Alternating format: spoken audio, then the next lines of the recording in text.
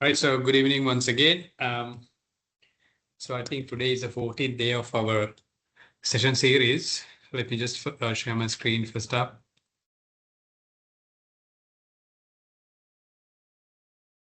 So today we are hoping to do a collaborative session actually along with Asiri as well. Last time we discussed few things about 26 AI, and we are going to continue on that. But okay, so we will have a couple of demonstrations for you to understand few of these concepts. But then before that, there's some important well, updates to be given on some selected topics as usual. So let me just run through it first up. So this is something that we have discussed before in the last session as well. But some deep diving into the topic here on True Cash. So True Cash is a very interesting topic actually. If you have done some studies of yours as well. So True Cash is a pure in-memory environment where you will be able to see content in real time, right? So you might have already heard of Redis cache or Memcached. So those are also conventional types of cache clusters. But there are some challenges in sense, I would say limitations in these conventional types of caches, which we be able to overcome using True Cache. Okay, so although I have touched upon True Cache before, I thought I should give you some more information about True Cache, and that's why we started off this session in discussing a little bit more on True Cache. Okay, so in terms of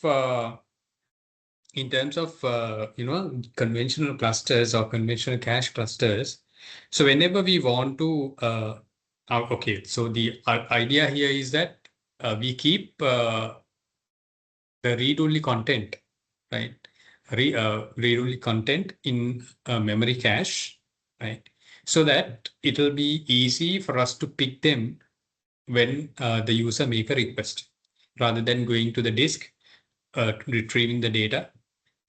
And then the other thing is that when you are storing your data in the cache, so the pure content will be converted into objects, and that will be the ones that will be exposed to the users, right?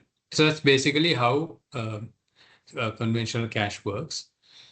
Now, if you are accessing, let's say, if you are accessing a data which is not very current, or which is not very real time, then obviously your in-memory cache will be pretty helpful, right? At the same time, if there is a write to be taken place, the write has to go into the database. And at the same time, if you want real-time data, most likely you'll be retrieving them from the database, because database is a single source of truth. Okay.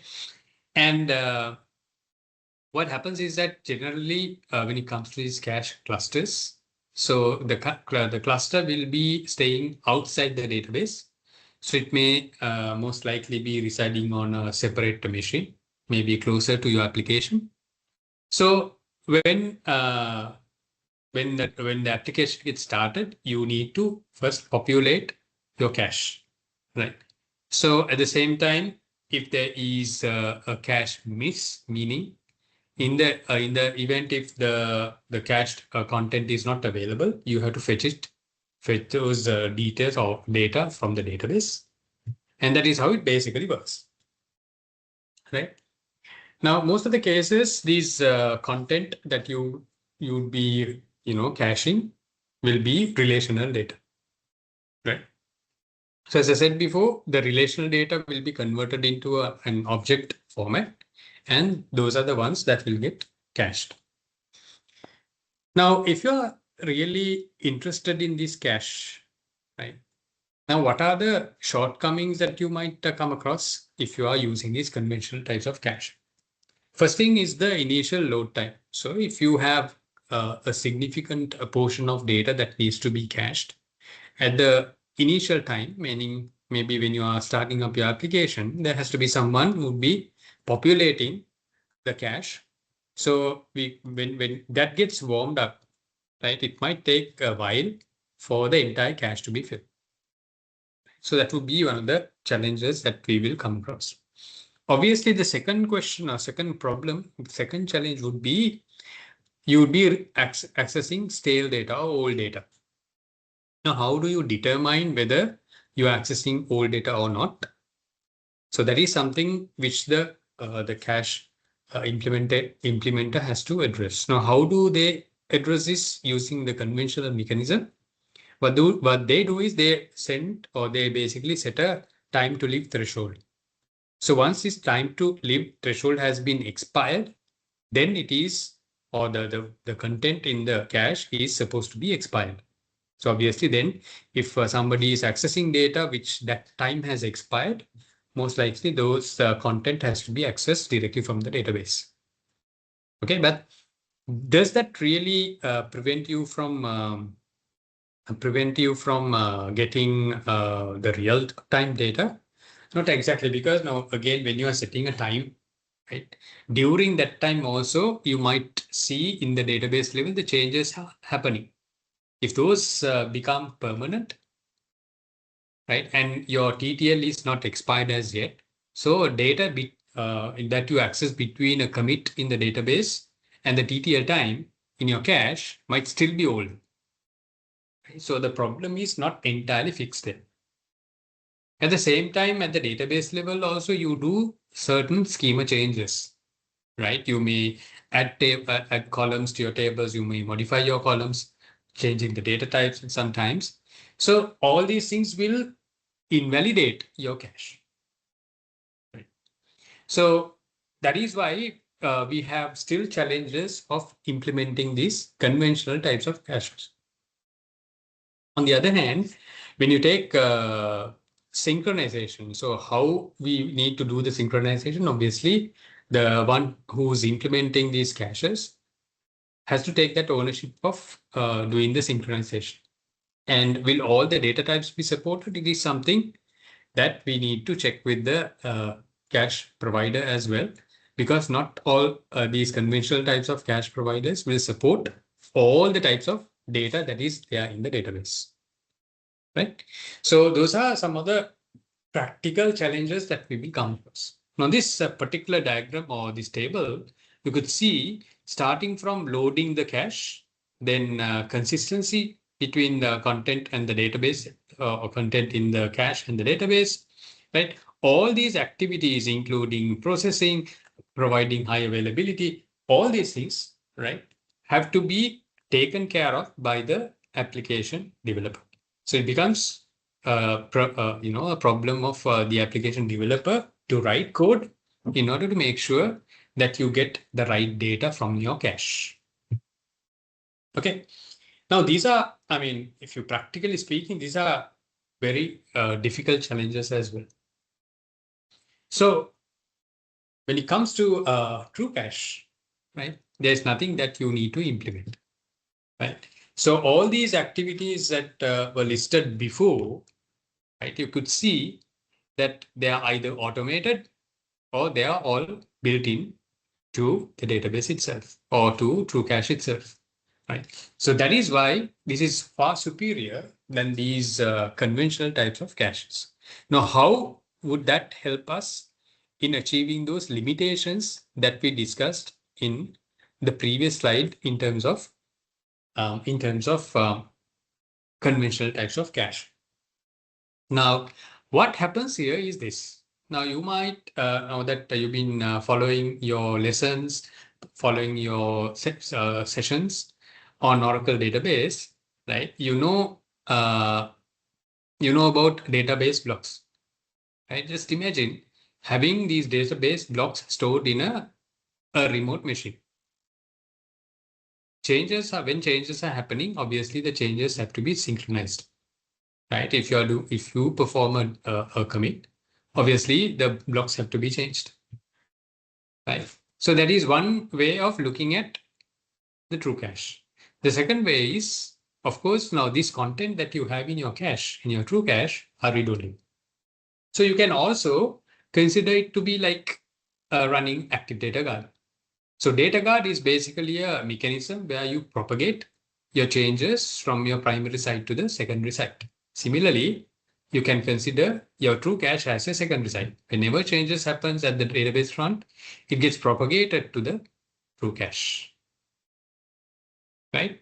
So at any given time, the content is going to be consistent and it will be real time as well because of the synchronization that it takes place automatically, right?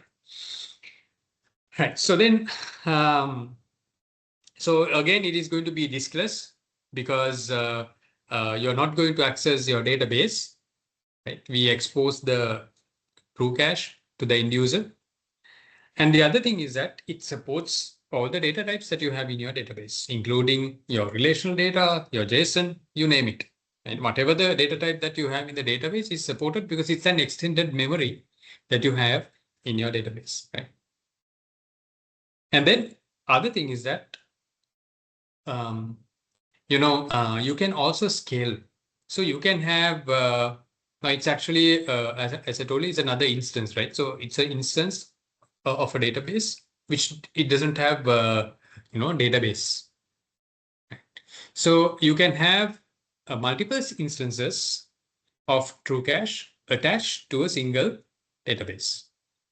So what is this segregation? It could be based on your services. For example, if you want your HR schemas data to be cached on one true cache, maybe your payroll requires another true cache. Obviously, you can do that.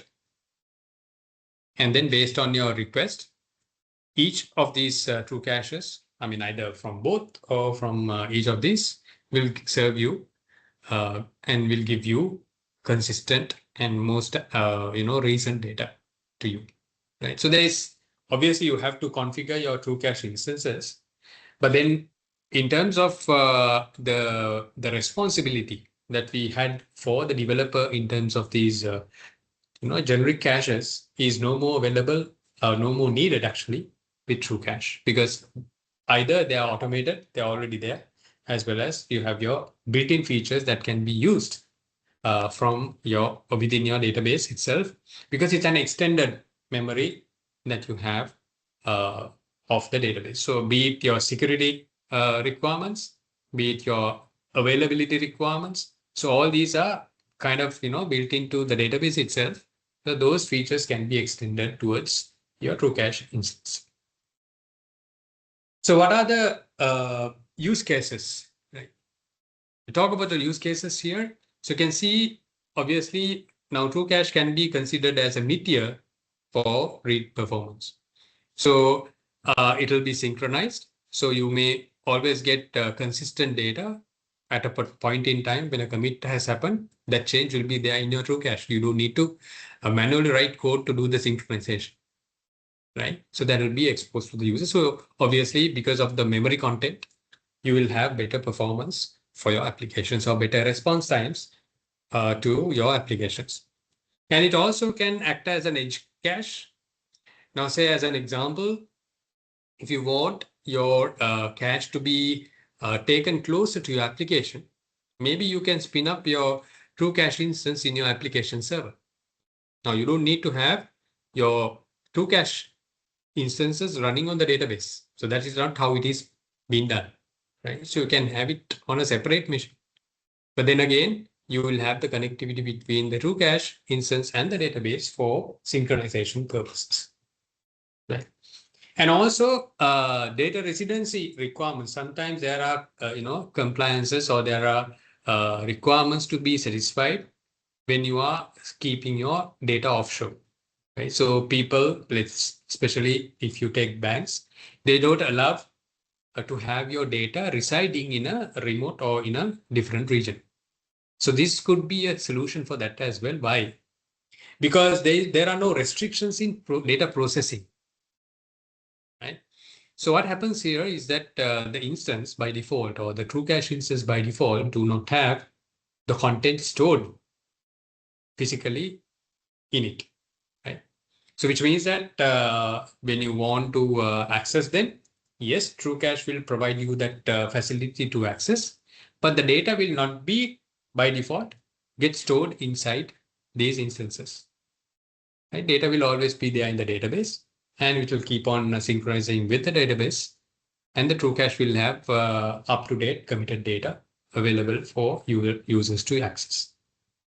Okay, so that way we satisfy that compliance requirement also, because we are not going to store them by default on TrueCache instance. It will be only there for temporary time, and it will be more of a processing activity that will take place rather than storing data there.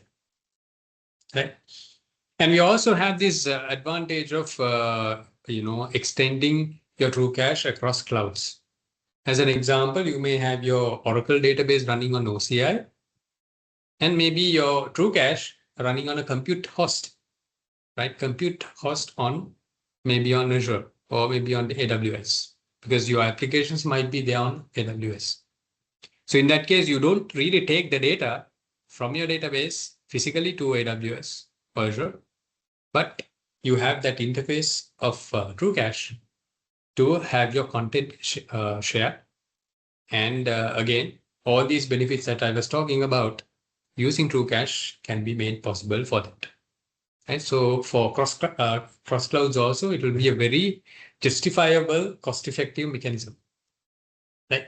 So the benefits, obviously, it is cost-effective because there is very less. I mean, once the configuration has been done, you only have to figure out what to be cached, right? And then that's all. So the rest of the activities are done automatically by the cache itself. So there is less work. So therefore, there is less complexity involved as well, right? So cost saving wise, you obviously will have your cost improvement, performance improvement. So through that, you can achieve your cost savings. The other thing is that these instances can be run on general hardware, not general commodity hardware. For example, you don't need to spend, let's say, okay, if you have heard of Exadata. So Exadata is an appliance that you might be running your databases. So you don't need to invest, or you don't need to, have your TrueCache created on such appliances. You just spin up maybe a small virtual machine or maybe a small machine, and then you can run your TrueCache on that. So that way also there will be a huge advantage as well.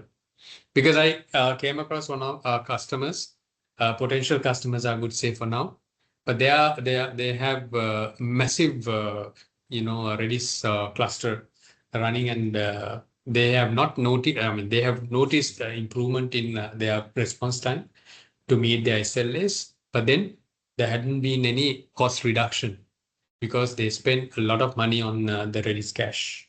Okay, right. So there is no application rewriting involved because there's nothing to be done, right? Right? So there's no code change that is required.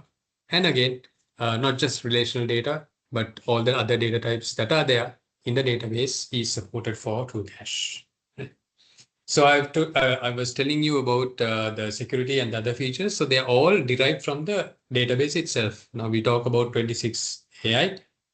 And so all these features can be inherited by by the TrueCache. Okay. So so that's what I wanted to highlight you at the beginning. Okay. And so we have a couple of demonstrations to be done. So let me just quickly turn to my environment. Let me just stop sharing first and try to share a couple of windows here. Okay, so let me see whether I can share the entire screen first.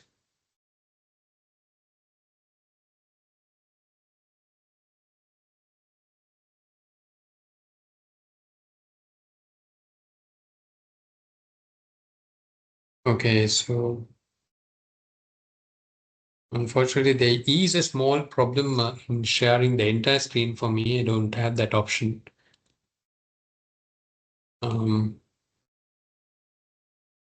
but that's all right. Okay. So I might have to switch the screens on and off. So just bear with me. So this exercise or this demonstration, what we are going to understand is the reservable options, right? So reservable columns. But for that, we'll first try to understand the problem statement. Okay. So in my first session, so user, I have HR user right here in my session. So let me just quickly create a table. Sorry, we'll create table as a stocks, and I will have item ID as a number, and then make it the primary key. Okay, and we'll give a item details there. Voucher 2 will be 10. Okay, so let's have the balance. So it's a stocks table. So we have item details, and I also have the current balance of that as well. So we'll just make it a number, and my table creation is done. Okay. So if you do select asterisk from tab, so as usual, I will see my other tables as well, and I will also see my stocks table here. All right. So let me just add one entry there. I mean, I need to have products there. So I will do insert into stocks values. So we'll add the first item as maybe pens or books or whatever. Then I will give a quantity, which is the balance, right? So balance, we will say I have 100 units. So let's commit that and do a select asterisk from stock. Sorry. Should be stocks. Okay, so I have item ID 1, and item is pen or pens, and then I have a balance of 100. Okay, so this is what I'm going to do. Okay, so there could be multiple sessions accessing this table, updating, wanting to update the balance, right? So we'll do a deduction. Okay, so let's say that I'm buying or I'm issuing maybe 10 items of pens from this stocks. Okay, so we'll do update the stocks table and set the balance equals to the balance minus 10 maybe, right? Where item ID is equal to 1. Okay, so I did one update. So I will run the value here. So I can see a deduction of 90, but if I switch, let me just switch to another window now.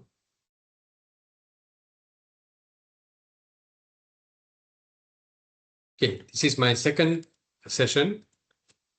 Show user, I've connected as the same user, but in a different session this time.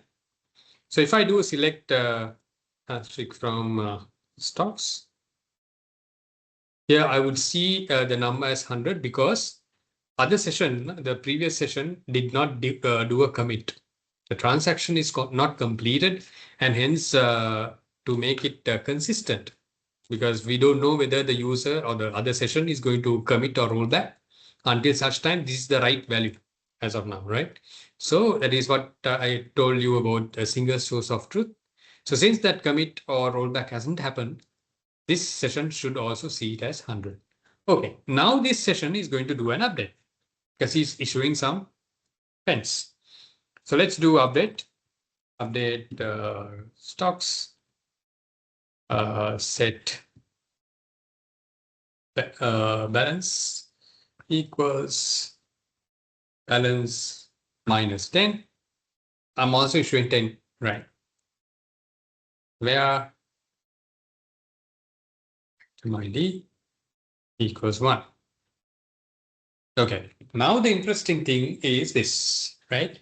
So now that the previous session is still doing the transaction, he has not committed it, right?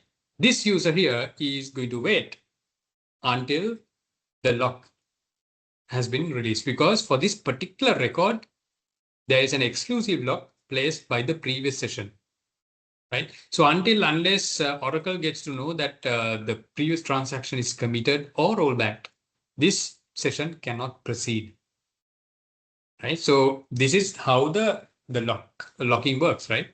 And we may call it a blocking lock because this session is halted and it's not getting executed until the other session or the dependent session has completed his transaction.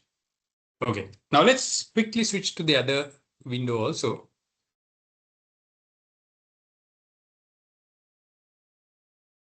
Okay, so he has not done a commit or anything. So let's do a commit quickly,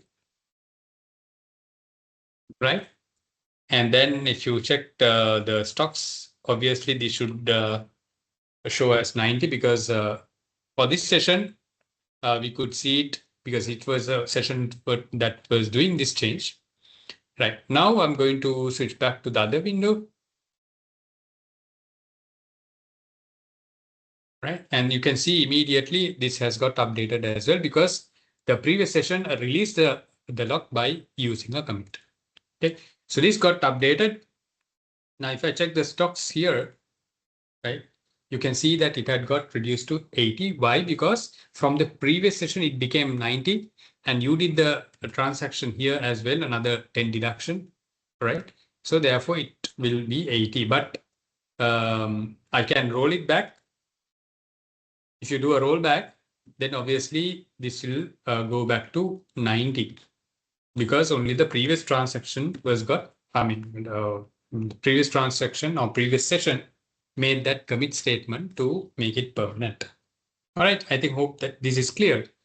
Now, so this is a challenge, right? So just imagine not just this session 2, but let's say in an organization when you are doing these types of stock updates, maybe hundreds of sessions doing the same transaction on the same record on the pens itself.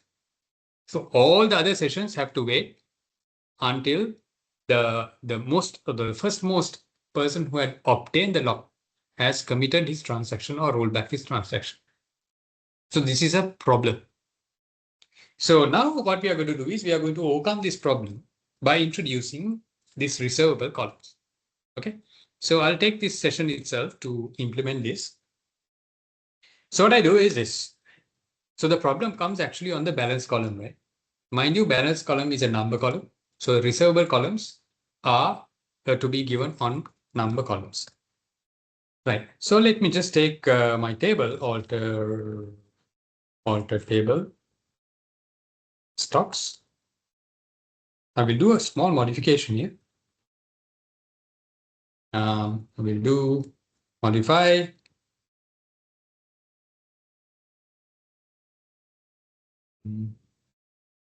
the balance column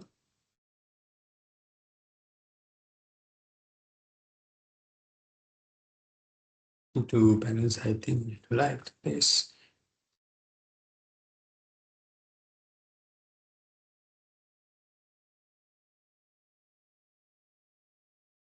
All right. So what I did just now is I made my balance column a reservable column, right? Now, no sooner we have done this change, if I run this command select asterisk from tab, you'll also get to know there is a journal table that will get created for this particular purpose, right? So hope you can recall the previous statement that I ran probably on the other session did not have this journal table, right? So if you want, you can do a select asterisk from this reserve table or some journal table as well. So there's nothing as such as yet. Okay, but we have made this column a reservable column. And so that is the only thing that we did. Okay, now let's give it a try to do the same operation once again. So I'll start from this session now. We'll do select asterisk from stocks. Okay, currently we have 90. So we'll do this. We'll do update, set stocks. Sorry, update stocks, set balance equals current balance. Shall we deduct this time maybe 20? Right? Okay. Where our item ID equals 1. Right? Okay, here you go. So currently we will see this stock balance getting reduced, but this is only for this session. Other sessions will not see this.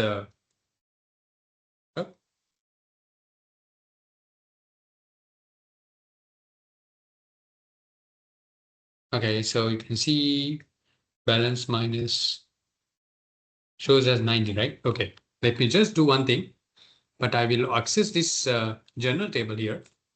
And you can see here, there is a track record, or, there is a tracking that is happening, which says that there is an update happened with 20. But now, okay, so let's leave it like this as of now. And I'm going to switch back to the other window. Okay. Yes, for that. Yeah, it's this one.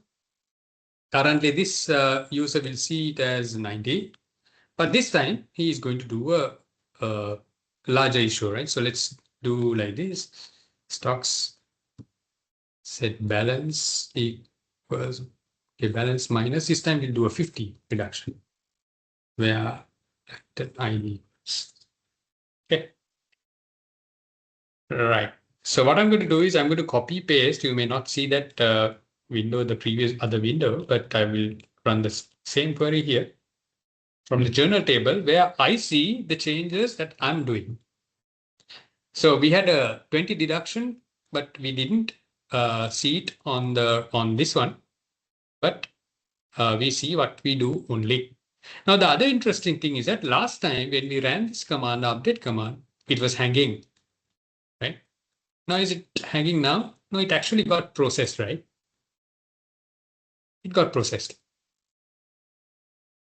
Okay, right. With this, now this is a DML that we performed, but we did not commit. So the transaction is not permanent, right? And this value that I'm retrieving will indicate that it is not changed, right? But we are tracking it using the journal table. Let's try to do a commit. Okay, so we do a commit now, and let's see the value here.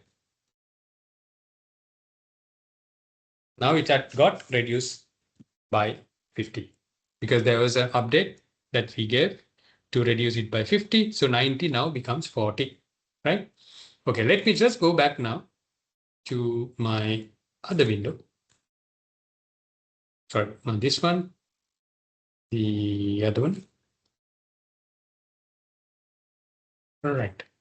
So let me just run this stocks command again. Can you see that this also reflects that exact number, which is a consistent number, right? But there is still a pending 20 that we did, but I have not updated it, or I have not committed it. So let me just commit that as well. And now we'll see that this had got reduced further by another 20. Right? So it keeps a track of the changes that you're doing, but the enforcement will happen at the time of commit or rollback. Now we are not experiencing those locks, right? Okay, because we have made it a reservable column. Now there's another, well, some may call it a challenge, some may not, but I will demonstrate that as well. Okay, so what happens here is this. Now let's say that I want to issue some more pens. Now currently in this bucket, I only have 20. Okay, right. So if I have 20, so let me just do the update command once again.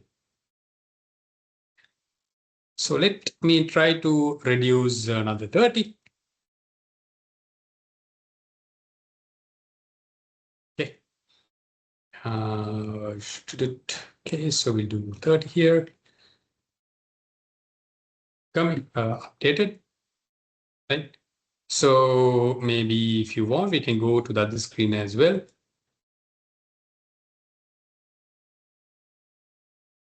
And let's do another update. Okay, let me be very quick here. Stocks, set another 50, or maybe that's all right. We'll just keep the same figure here. Okay, got updated. Let me now commit this one here. And let's check the balance. Now it has become minus 30, right? So let's switch to the other one as well. And okay, it goes to the same thing. So let me just come back and look at this one. Okay, let's do a commit. Okay, so what would you think the quantity would be, right? It's further reduced because I deducted another 30, right? So minus, so it now our balance has become minus. So this may look, mathematically correct, but practically sometimes you might see a problem here because you cannot have minus figures for your balance. All right. So how can you overcome this problem? Well, this is also still possible by introducing a constraint. Let me do that. So alter table stocks. We'll do a add constraint.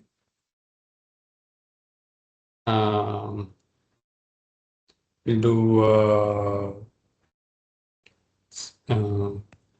quantity check. Okay. And it's a check constraint that we implement. Okay, so mind you, this is QTY underscore check. And check is the constraint. And we want our balance to be maintained at greater than or equal to 0. Right? This is how it should be. Right? Now we have a problem. What is the problem we have? Okay, so this is acceptable as well. If I'm trying to enable this check constraint, I have a violation. Why? Because as of now, the balance column is having a value of a value of minus 60, which is really violating the constraint, right?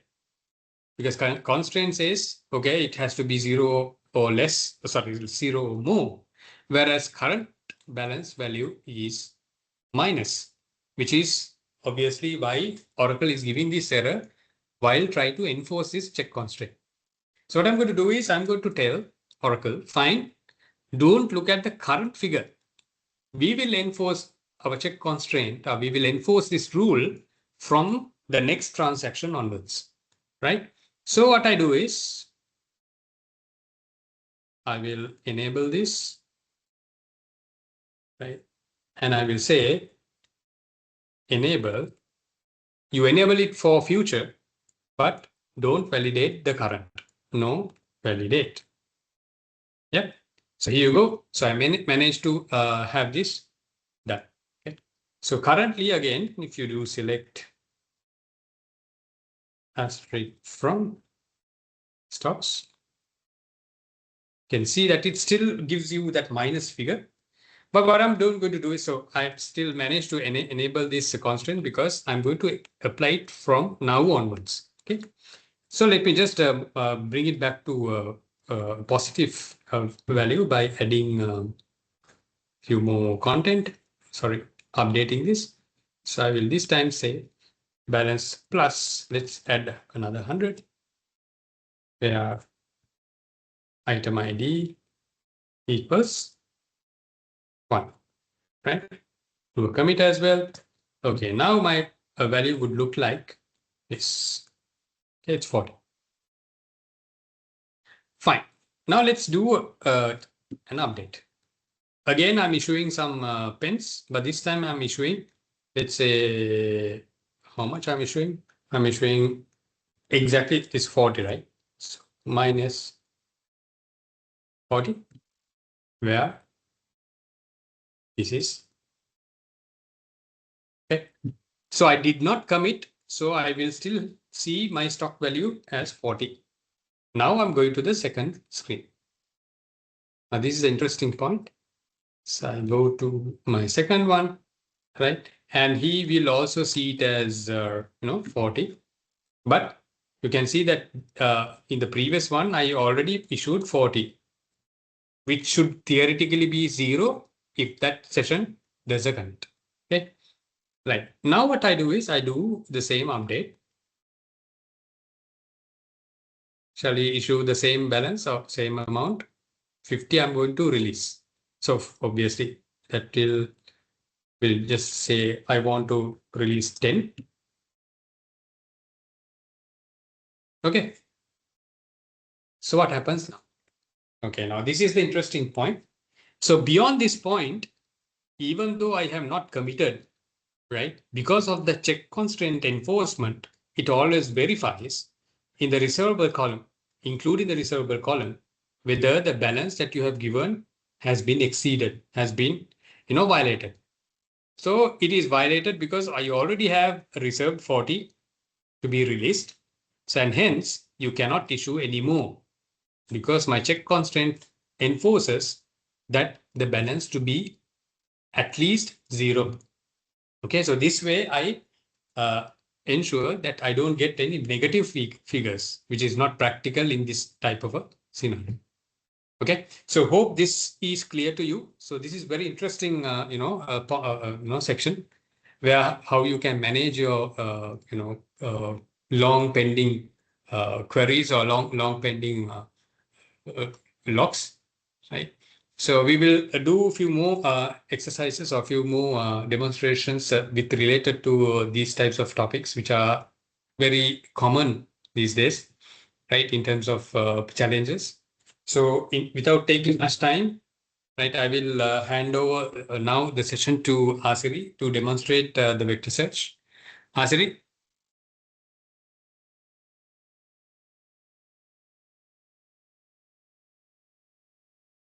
So again, I also now mute. Yeah. Thank you, Gayan. Thank you for your demonstration. Yeah. Good. Thank you. Again, can you say something about that, our session on 26? Because most of them in this group will join that. Sure. So basically, the expectation of what is going to be discussed in this session on the 26th of March. So still officially, there hasn't been any communication that has taken place. So there are a few things that might be necessary for us as well to let you know.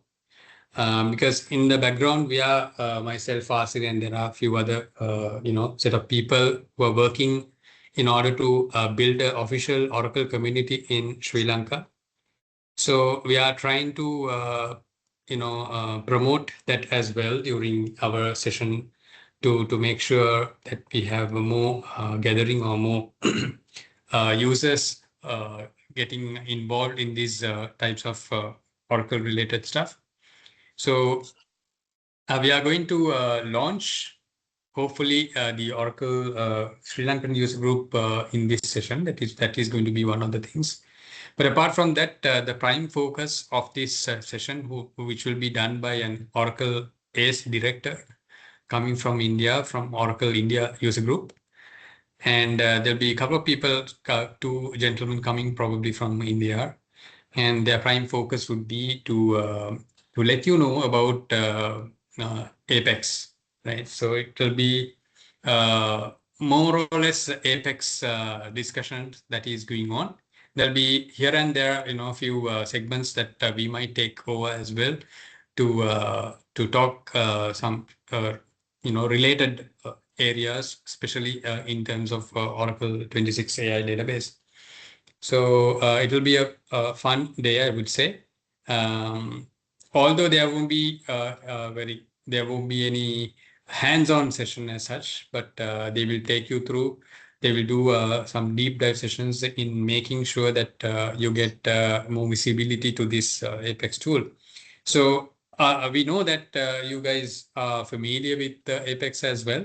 but hopefully you'll get more information from these expertise as well, or from in the industry as well, because they are only doing Apex, and that is their bread and butter, I would say. So that will be very beneficial also for your yeah. So Thank you. please make sure that you make yourselves available to attend this event on the 26th. So we will share the agenda, we will share the invitation, and it's a public event. So we are going to invite as much as possible. So they are expecting at least about 100 of people. And as Asir mentioned, from snacks to lunch, everything is provided. Location is to be confirmed. Yeah, so that's it. So over to you, Asir. Okay.